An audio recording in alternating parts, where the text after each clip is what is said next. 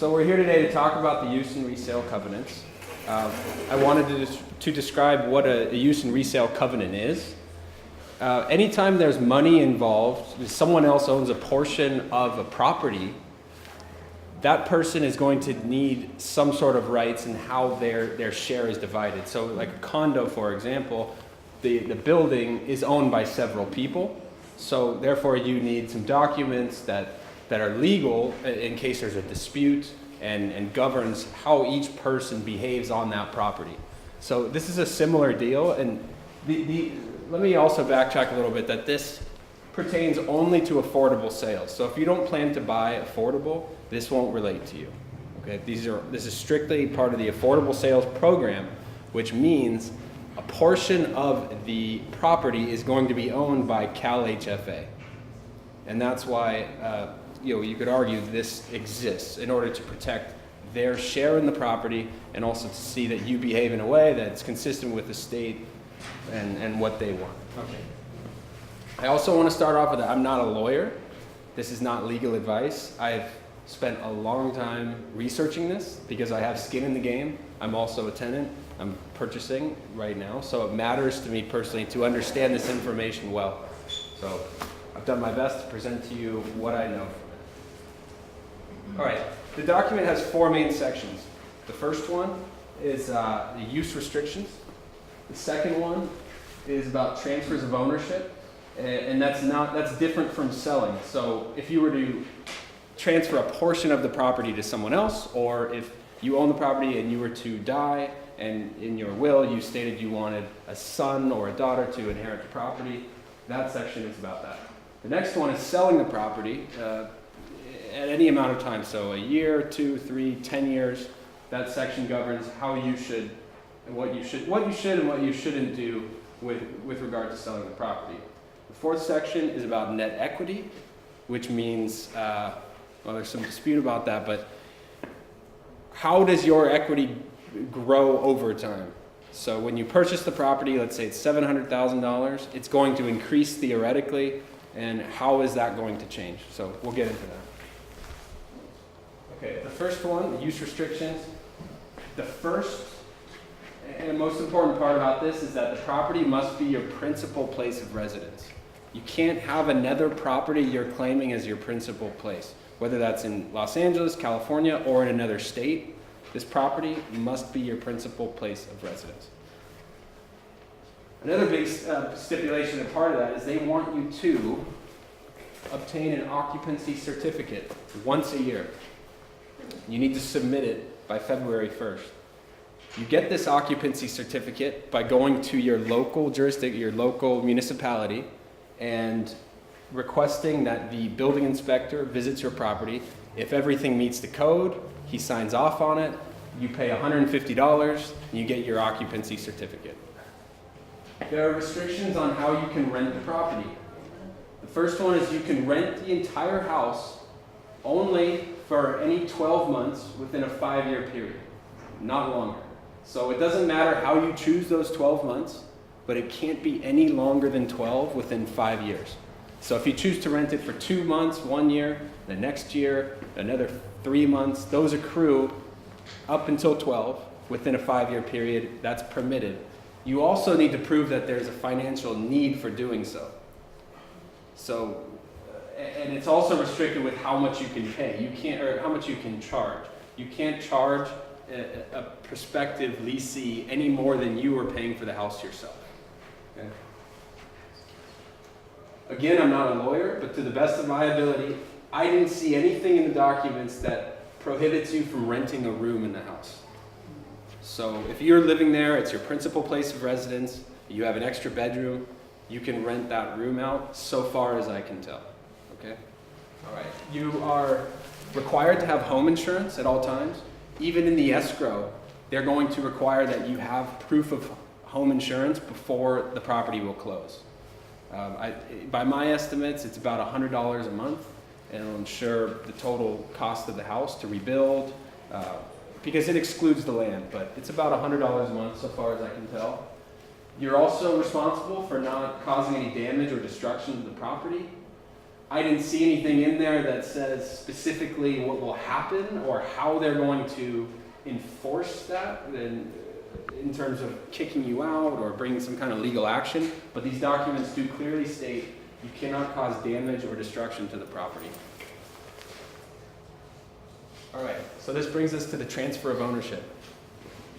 The legal way you can transfer ownership is to a spouse. So in my opinion, that's very good news. Personally, I'm unmarried right now. If I were to get married, I could transfer half the ownership to my spouse. That is permitted within these documents.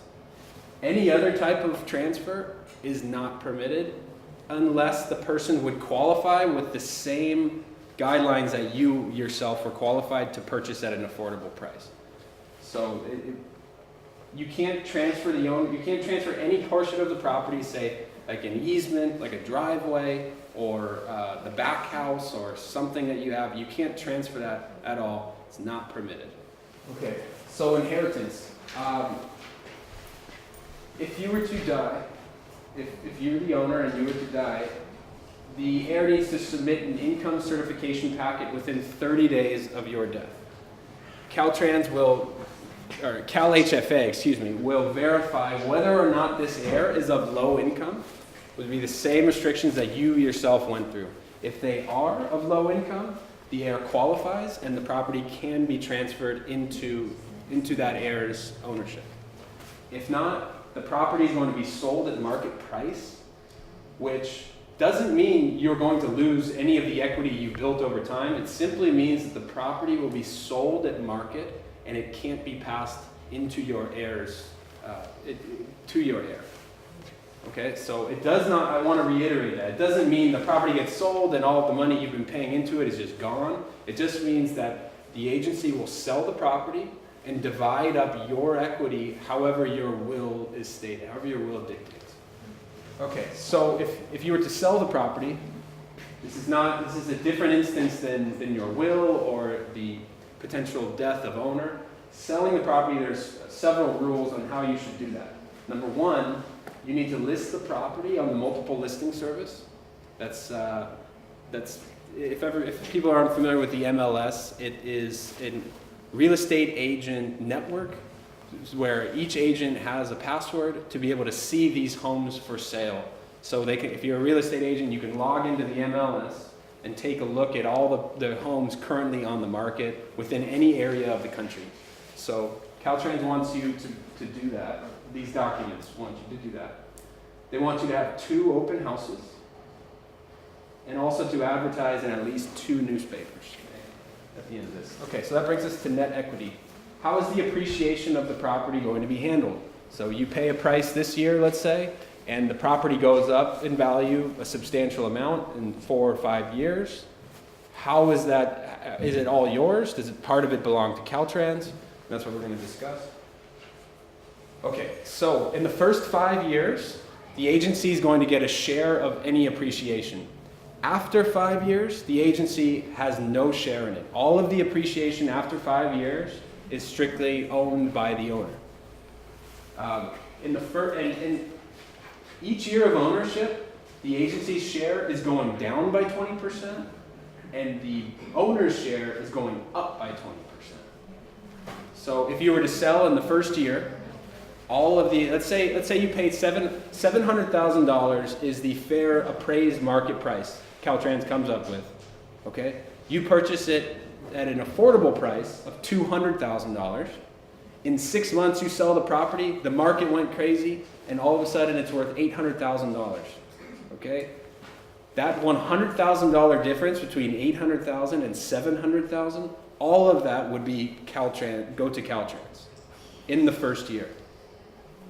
Every year after that, it goes down by 20%, and yours goes up by 20%. So if you wait 5 years to sell the property, all of the appreciation would be yours, and none of it would be Caltrans. Okay, so it's an incentive to stay in the home longer and not to sell immediately. How does improvements on the property get handled? So let's say you want to put in a new bathroom, or you want to renovate your kitchen. Where's that equity going to go? You put $20,000 into your kitchen. Who owns it? What are you going to do? Okay, the first thing is you need to make sure if you're going to change the value of the property that it is approved, that this improvement is approved by the agency. You can go ahead and make your change. If you don't approve it, if you don't get it approved, there's no guarantee that whatever you spent will come back to you or is recorded in any way. You could have improved the value of the home by $50,000. You sell the house, all that money could potentially go to Caltrans. The other side of that is you would be breaking some law, and potentially someone could come and give you a hard time about that. So if it's going to change the value of the property, approve it through Caltrans. If it's maintenance, you don't need to worry about this. If you need to change a toilet, or you have a leaky faucet, or a pathway in your backyard is crooked and you want to lay some new concrete, that's maintenance. Don't need to worry about approving that. This is a diagram I made about the net equity. It's a similar thing that I described before. So let's say the home is worth $200,000, or the affordable price to you as a buyer is $200,000.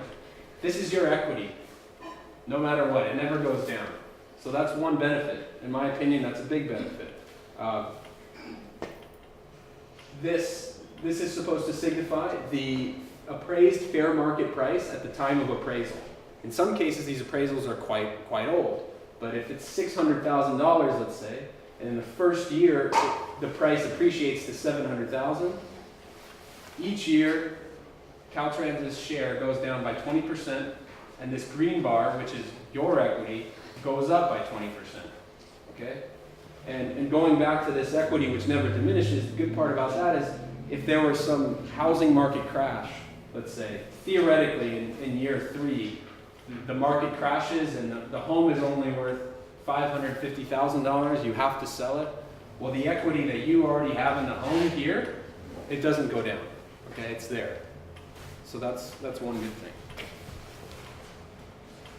All right, and this brings us to our last slide, which is this is included in the use and resale covenants themselves, and this is an example Caltrans provides to you in order to see the breakdown of net appreciation, as well as the capital improvements and the owner's down payment. So here they have a capital improvement of $5,000, which is pretty small to factor in, and fair market price. The resale market price of $550,000. You subtract the net equity. You subtract the amount to pay off your lender and the amount of time that you've owned the property, which is 2 years, and you see that you're at 80% for the agency's share, which means the agency in this case would have gotten $51,000, and you subtract that from the total net appreciation, and the owner is left with about $22,800 after you factor in the capital improvements and all of that. So it's something for you to look over. There is a packet there which includes the use and resale covenants to study and take a look at yourself. But that'll be the conclusion of this presentation. And if you have any questions, we can start that now. Lisa? You had said something about on the lady next to the heirs, and you said something about on the will. And what if some of the tenants have never even thought of making a will? Then what happens to the property? presumably the property would be sold in probate, I believe. That's something with the state which is outside the purview of these documents. The state would take possession potentially. So Go back to the state. yeah. But I have a quick comment. But Sure. then the owner, the Caltrans tenant who bought the house, would still have that equity, and the heirs could theoretically claim that equity. Right, but I think she was asking if there's no will at all. So if you don't have a document which states how you want your money to be distributed, well then, presumably, I'm not an expert on that. I think maybe the state takes ownership of your property in some way. And But the I think heirs heirs can contest it. can Yeah. contest it and, Yeah. and try to claim those assets. Right. Oh, please. Yeah, that's okay. I was just wondering, what is this applicable to? How many, what type of housing? Is it just single family? Like, For now, it's single family. Yeah, these documents that I've studied are for a single family house. and that's up to 4plexes, right? Is anything more than, like, less than 4 units? Or I just want to get a sense of what is considered single? Duplexes. Like duplexes, triplexes, No, no, fourplexes, no. they count? Duplexes are not included. Right. Duplexes, fourplex, anything larger than one single. Yeah. And for existing Caltrans tenants in these, the Caltrans, single-family homes. Right. Question? So, Yep. you said they're gonna do, we're required to do an inspection Yep. every year, correct? Yep. So, let's say something is not up to code.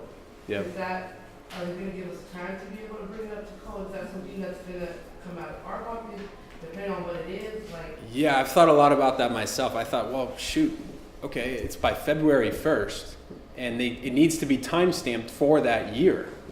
So you can't get it in December 2018, by my estimation. It says it needs to be that year, and you have until February 20th, or February 1st, excuse me. So presumably you need like first week of January to get an inspector to come out in case there's anything wrong. Yeah.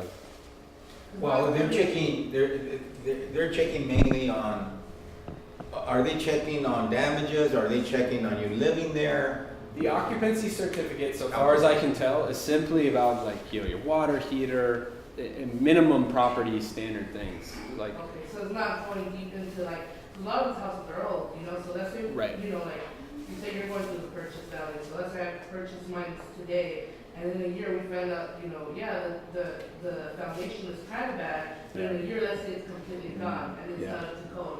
Yeah. So they never bothered to fix it, Right. It doesn't come out of our pocket now.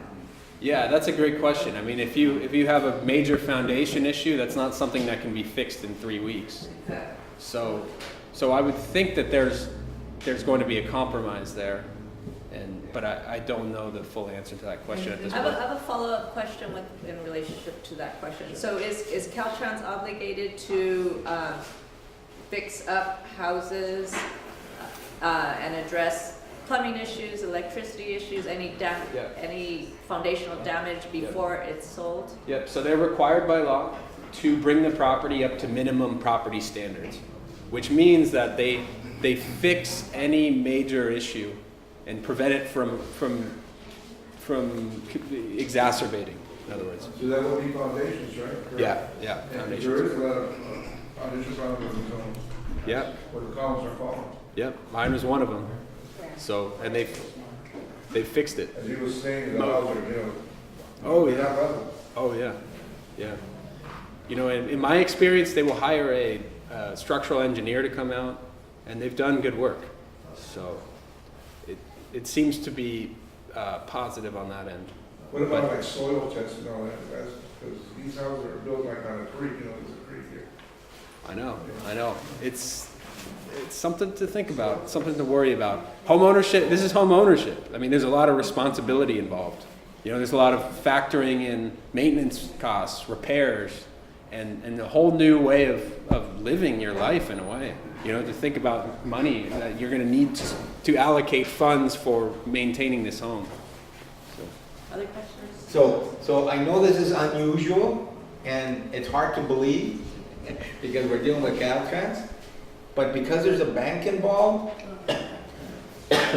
they have been repairing the houses up to code. Now, is your house being repaired to your standard? Yeah, I mean, more or less. Okay, so like, and the Teagues and other people that live across from Angela, they repaired their house. Everything that was wrong with the house, they repaired it, outside, inside. Okay, they must have put $250,000, $300,000 in the house, and he bought the house at affordable. Same thing's happening with Alexis' house. Okay. They did that off the purchase. Before the purchase, when you're in escrow, they're fixing your house so that they hand over a house to you that's habitable. Okay? If something goes wrong after that, you are responsible to fix it. even though Cal FHA owes 90% of your house. You buy affordable, you're gonna buy about 10% of your house. Okay, But the however, situation, but you will have, you will, your payments to purchase will go towards your equity, which will not grow only as. that, not only that, but the repair value, when you repair your house, the value of your house goes up, you know, so like, the appreciation goes to you, okay? And what I don't understand is that if the repair amount goes towards our certificate that goes towards your equity. You know, so like, in other words, let's say you put in, the plumbing goes out 10 years down the road, okay? You fix the plumbing, that doesn't necessarily increase the value of your house. That, because now you just have good plumbing, okay?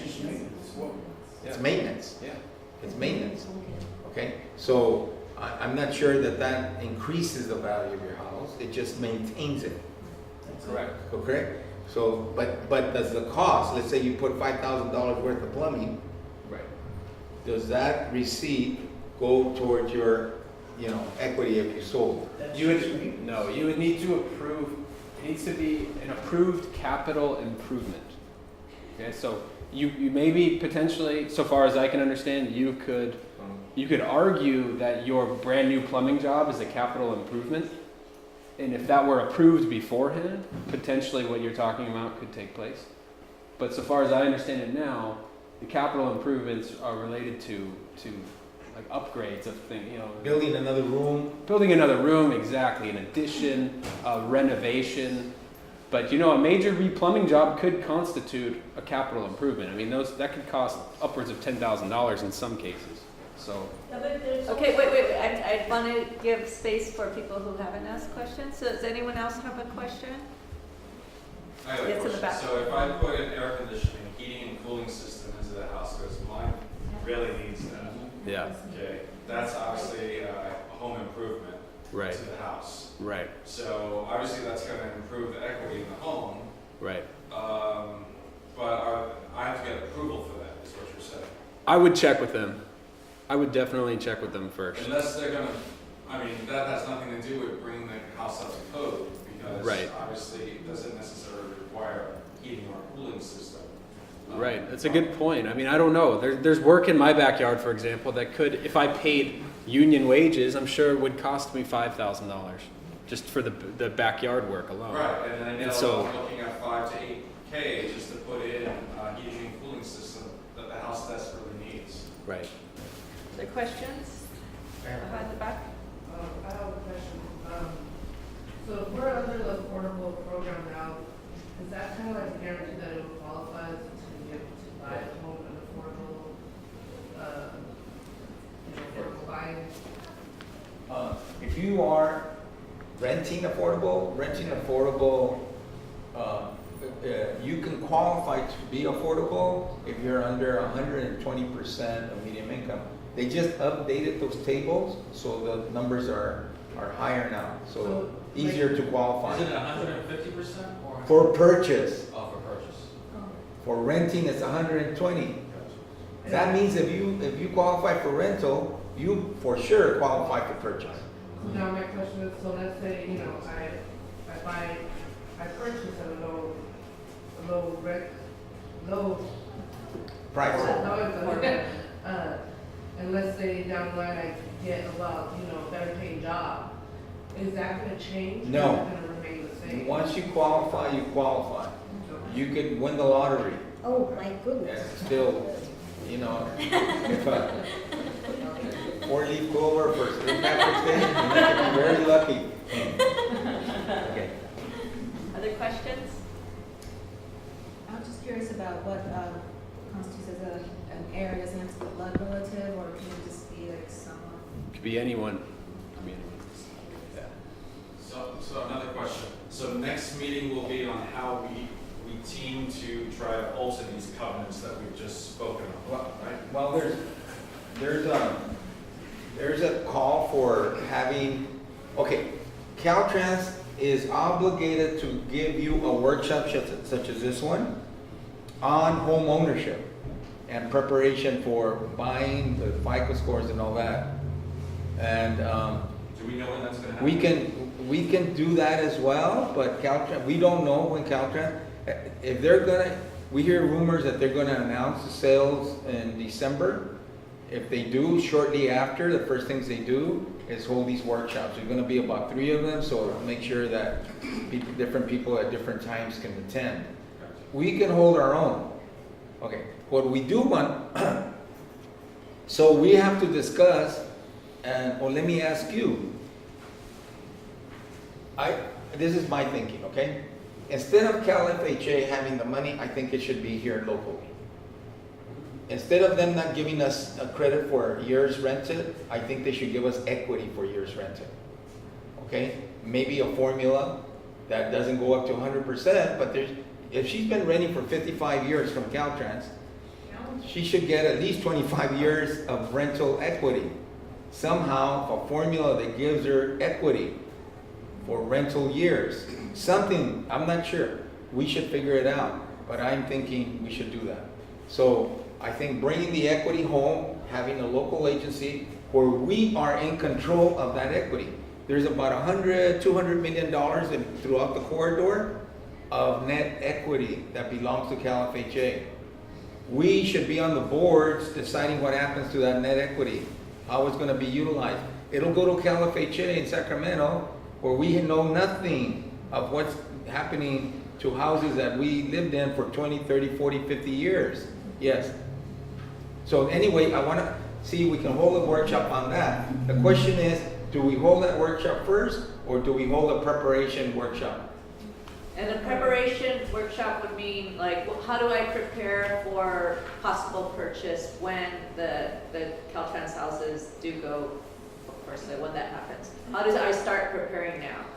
So, That sounds good. Yeah, I'm sorry, I just wanted to make one point. It sounds like the preparation is more important. I don't want to speak for everyone, but No, I mean, I so think you're everyone wants to right. purchase their home. Yeah, But one thing I wanted to ask is, let's say you're still deciding between affordability and buying at market. Will there be at some point where you'll understand what the terms are going to be for at market? I mean, we're still in the dark as to, and maybe that's the workshops they start in December. I don't know. But for someone like myself, I'm going to want to look at all the options. Will they, tell us at some point, this is what we're thinking is market value for your home? You decide, whether you want to do affordable or market. Well, so far, the way they're doing it is they're offering all of the affordable homes for sale first. And they're not telling you what the price would be at fair market.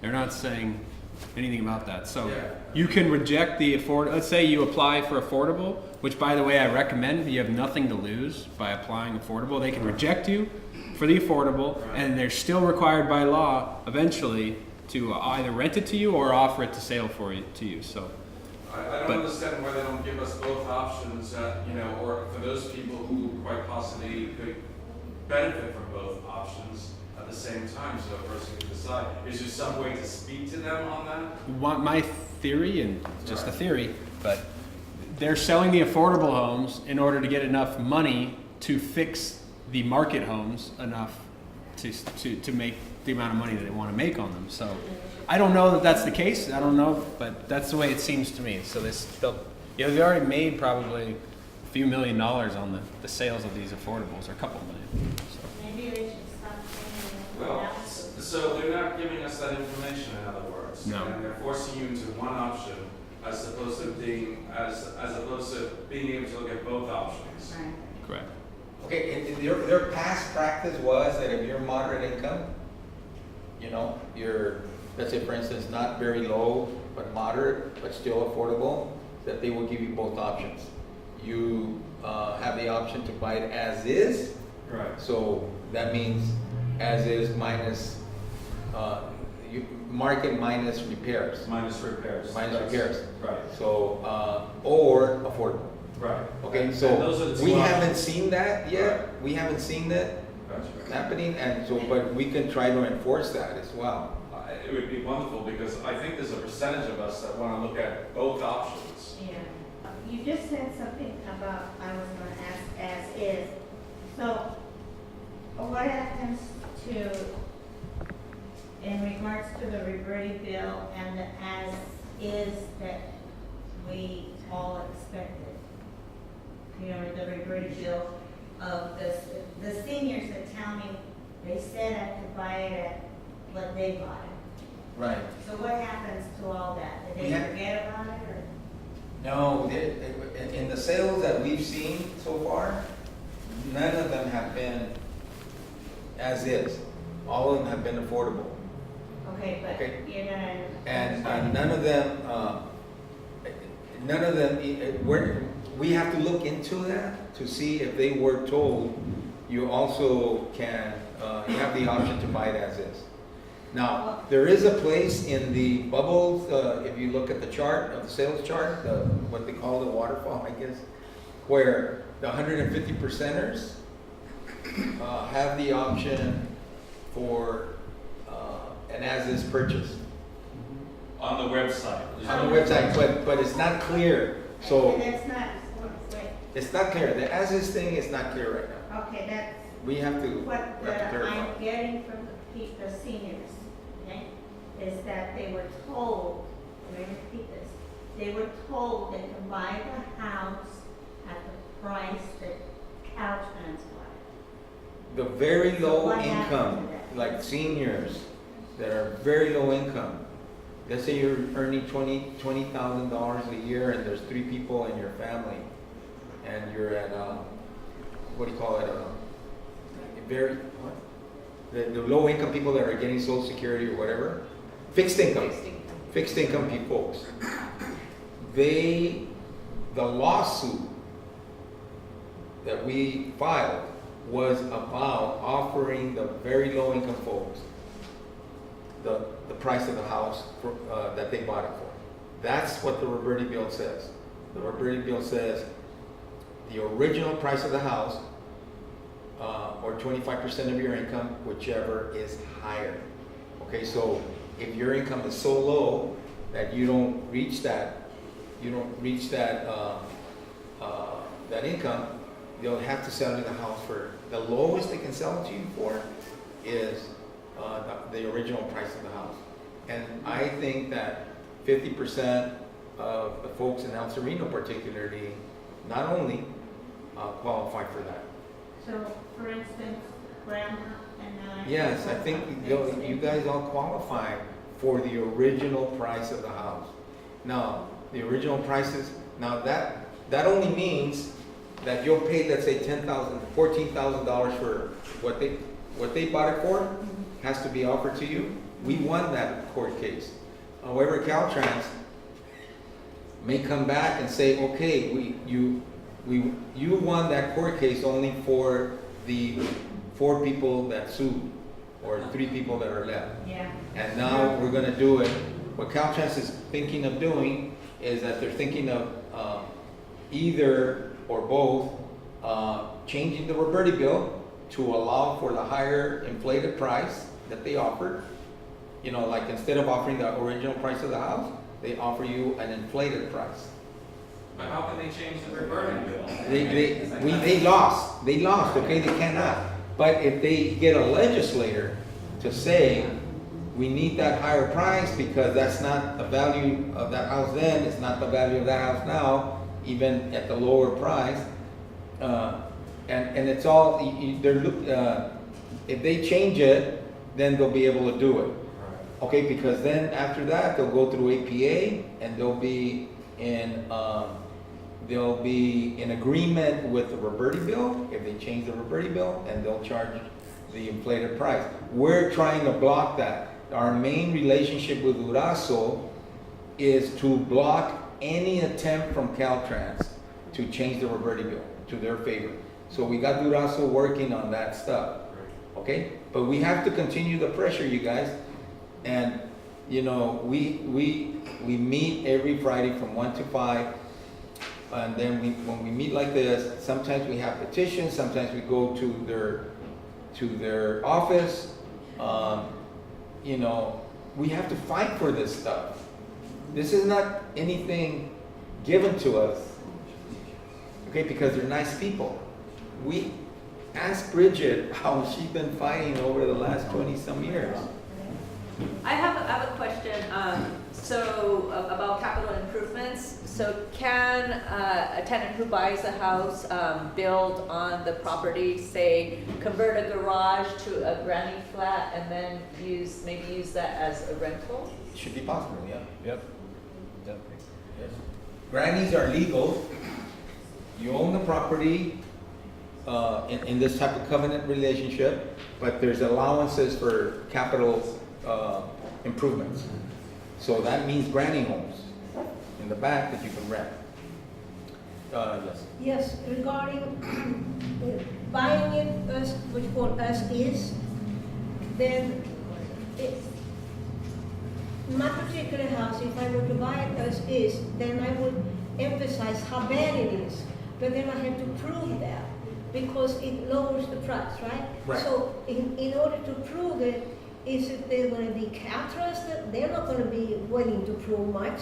So then you have to employ somebody that can help you with that. That is kind of a difficult situation for me because it involves everything, plumbing, foundation, whatever. It's big stuff. So what? Yeah. How? Well, there's two things on that. Yeah. If people buying as is may have to hire their own engineers, but I think we have contacts. There's several people that have told us of contacts that will help us with that, and so that it's not as expensive. Then the other thing, I forgot, blanked out. But yeah, there's yes, you have to do that to make sure, like you said, you lower the price. Yeah. And then it has to be approved by someone. Then it has to be agreed upon. Then Yes, it's a fight. this is what I was going to say. Because there's an outside bank involved in minimum standards, they are looking at everything you bring up. And they are, if there's something that they didn't catch, you got to be like Bridget. You got to be on them. You got to tell them, look, this isn't up to standard. Bruce did that. They started yelling at him, Bruce T. This woman said, well, we're not going to be able to sell the house to you after all, because it's going to cost us way too much, right? But then she settled down. She went back to the office. They told her, you're going to have to fix it. Okay? And Bruce won. Okay? So you got to be like Bruce. You got to be like Bridget. You got to make them fix it and give it to you in the best condition possible. So what you're saying is that you have to have your own inspector see the house, make a list of all the If things. you buy it as is. If you're buying as is. Yeah.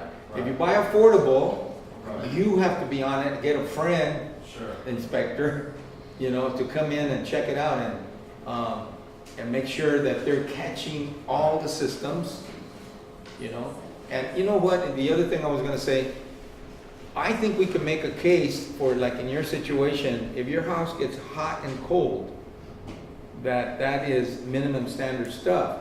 You mean as far as having a new heating and cooling system? Yes, and that's a habitability issue. That is a habit. Okay, not only that, global warming is on us.